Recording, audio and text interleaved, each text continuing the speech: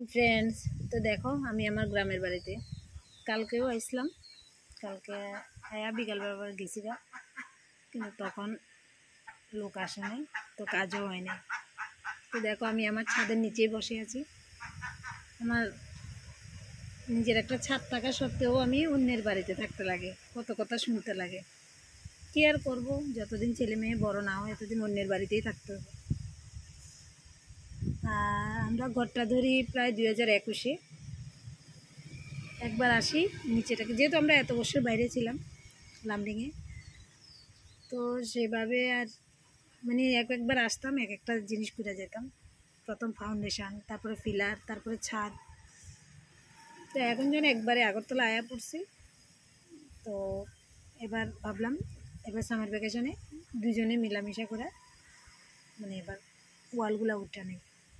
এখন মেয়েও একটু বড় ক্লাসে উঠেছে, ওর সঙ্গে সঙ্গেও থাকতে হয়। ছেলে না হয় আচ্ছা ছোট মানলাম, কিন্তু মেয়ের সঙ্গে তো থাকতে হয়।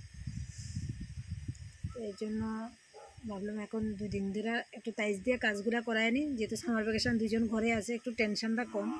স্কুল থাকলে একটু টেনশনটা বেশি, স্কুলের টাইমে দিয়ে আসতে লাগে আবার আনতে লাগে। যদিও ঘর থেকে বেরোবো না দুজন, এই আর কি। আর গ্রামের বাড়ি মানে আলাদা একটা শান্তি, চারিদিকে খোলামেলা, কি সুন্দর ন্যাচারাল হাওয়া।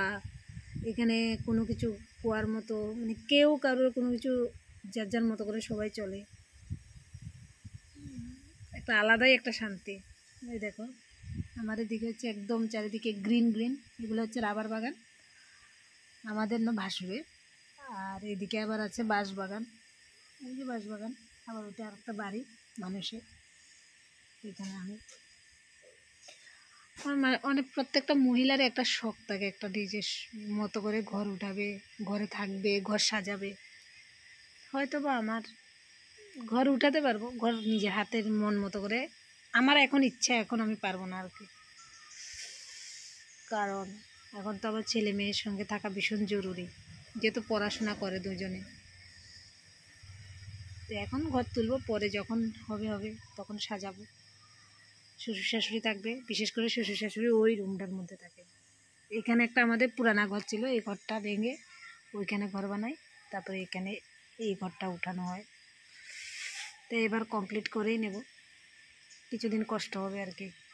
আমি এই সকালবেলা আসি, আবার বিকালবেলা 5টার ট্রেনে যাই, এভাবে করেই শুরু করি। কি করব, উপায় নেই।